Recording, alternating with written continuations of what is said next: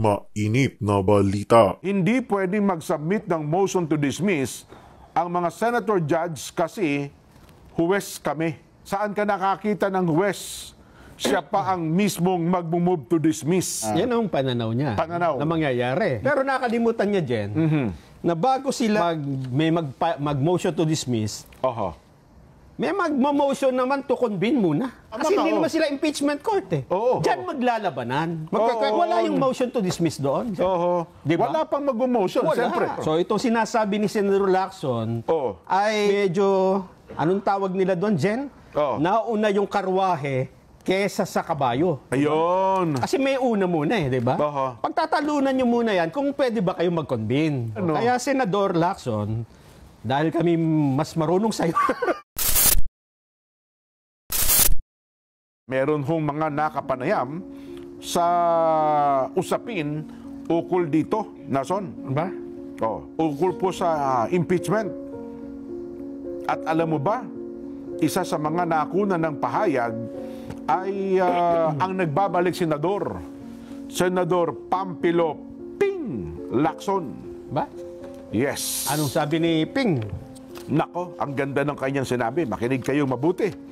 Sa mga kapwa niya, senador, kayo po na 24. Sabi niya, makinig kayo sa akin. Ba? Please, lend me your ears. Sabi niya, tinanong siya, ano ang tingin po ninyo ukol dito sa usapin ng impeachment? Sabi niya, sa akin, hindi po pwedeng mag-move to dismiss kasi, judge, saan ka nakakita ng huwes? Siya pa ang mismong mag-move to dismiss. Kami magdi-decide. So, ang motion to dismiss dapat manggaling daw po sa defense. Kung sino man ng siguro sa panig ng depensa, may magmo-motion. Maliwanag daw po siya doon. Hindi pwedeng mag-submit ng motion to dismiss ang mga senator judge kasi huwes kami. Kami po ang mga judges. Di lang sa mali, kundi napaka-improper at inappropriate kasi magiging katawa-tawa. Ayan po. Yan ang mga... Yan ang pananaw niya. Pananaw. Na mangyayari. Yes. May mag-motion to dismiss. Mula doon dapat sa depensa. Pero nakalimutan niya, Jen, na bago sila mag-motion to dismiss, may mag-motion naman to convene muna. Yes. Diba? Kasi hindi naman sila impeachment court eh. Pag upo nila doon, hindi naman sila court natin. Nawala na yung kapangyarihan nila. Napaso na yun eh. So magko-convince sila as impeachment court. Yes. Diyan maglalabanan.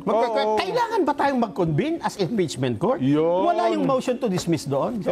Diba? Wala pang mag-motion. Siyempre, ang pag-uusapan nyo na muna natin, teka lang, sabi niya, mag-convene na tayo as impeachment court. Magtatanong, bakit? Bakit tayo mag-convene? Kasi galing sa 19th Congress eh. Parang ganun na mangyayari. Pagtatanong, bakit? Continuing body ba tayo? Di ba? Continuing body tayo sa ibang bagay, pero sa mga issue, at saka yung 11 prosecutor, Nason, magkakaroon din ng eleksyon ng Kamara kung papayag ba sila. So, sino-sino yung 11 prosecutor? So itong sinasabi ni Senator Lacson ay medyo, anong tawag nila doon, Jen? Nauna yung karwahe kesa sa kabayo. Ayun. Kasi may una muna eh, di ba? Pagtatalunan nyo muna yan kung pwede ba kayo mag-convene. Di ba? Kasi as impeachment court. Kasi siyempre, may we will convene as impeachment court. Wala magsasabing motion to dismiss, hindi. Wala. Magque-question, pwede ba tayo mag-convene o hindi? Di ba? As impeachment court. Buhay pa ba ang impeachment case? Yung carry-over provision. Kayo ba, pagdating nyo doon, Senator Ping Lacson, bakit mo tatanggapin ng motion ng defense? Ba't kayo magkukonvene? Yes. Impeachment court ba kayo? Yan. Di ba yun ang unang sigurong tanong natin? Yan ang unang mangyayari. Di ba? Oo nga, no? Kaya Senador Lacson, dahil kami mas marunong sa'yo. Kasi din ang una no? Sabi nga ni Senador, ngayon talaga pwede na. Senador Dante Marcoleta, magtalo tayo, tingnan natin. Yan nga. Tatanggapin ba natin? Magkukonvene ba tayo? Bakit tayo magkukonvene?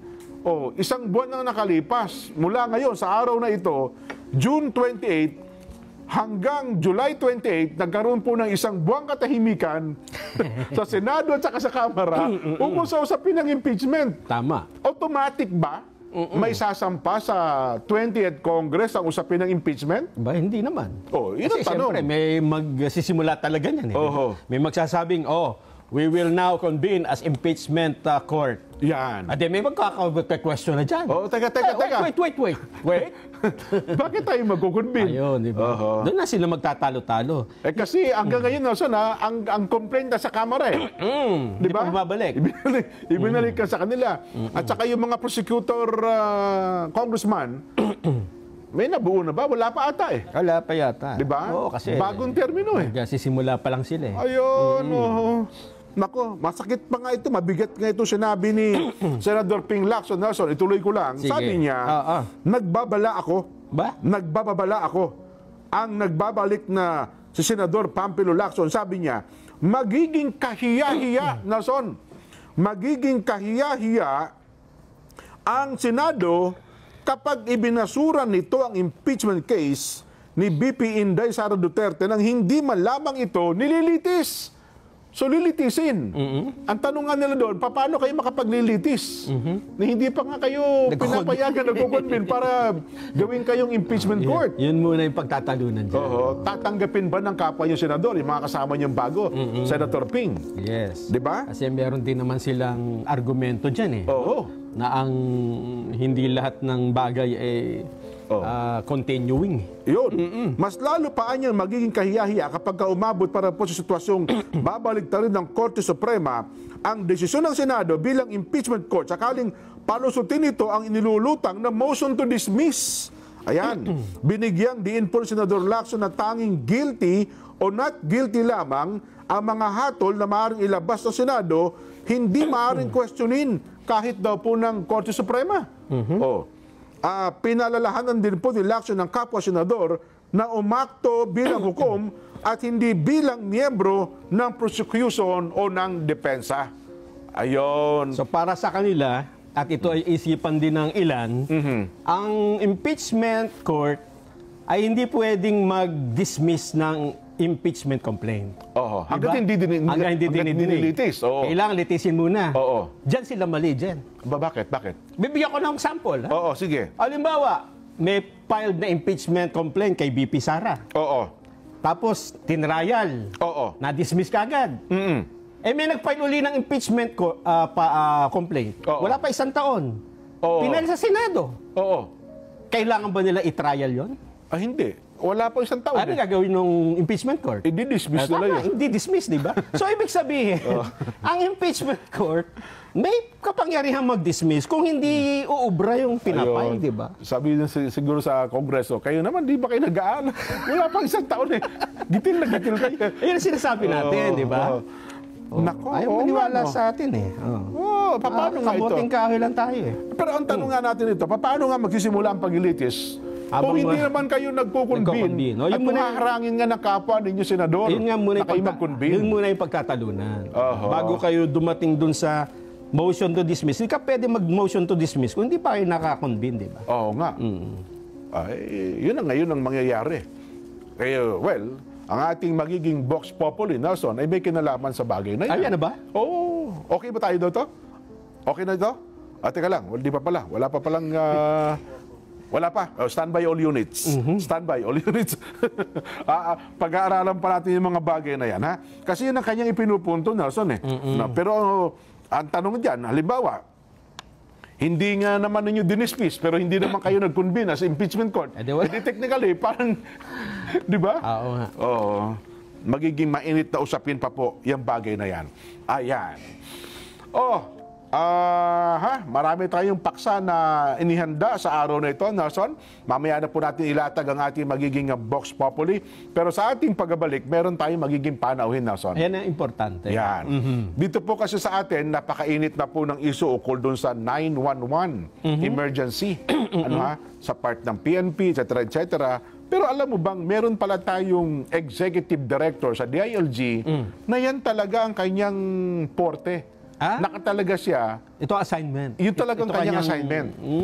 At ngayon ay naimbita natin sa loob ng ating himpilan para ipaliwanag sa atin, ano ba ang nakapaloob dito sa 911 na ito? Ay, ibig sabihin, lahat ng tanong mo tungkol sa 911, masasagot na ngayon. Ay, dito, kasi siya ang executive director. Kasi dyan, minsan tumawag ako dyan eh. Oo. 911. Okay. Ang bilis. Oo. Pagdating sa bahay, pizza. Pizza, ito na po. 911 yun. Maraming 11 yun. Hindi. Ay, di ba 911 lang yun? Pagdating ko, ang bilis mo, wala pang 30 minutes. Sabi nung nag-deliver, kasi po, pag umabot ng 30 minutes, libre na yung pizza nyo. Hindi, ang ginawa mo doon, 911, 1111, maraming 1 yun. Kaya pala Hindi pizza lang, yung dumating. Sabi ko, okay lang, pizza na, mabubusog kami. Sabi niya, nag-promote pa kayo. Hotline ng pizza delivery. Hindi po, ito yung emergency hotline, ha? Isang seryosong bagay at mamaya po pag-uusapan natin. Ang kanila pong executive director, makakasama natin sa atin ng palatuntunan sa pagbabalik po ng palatuntunan sa Ganang Mamamayan.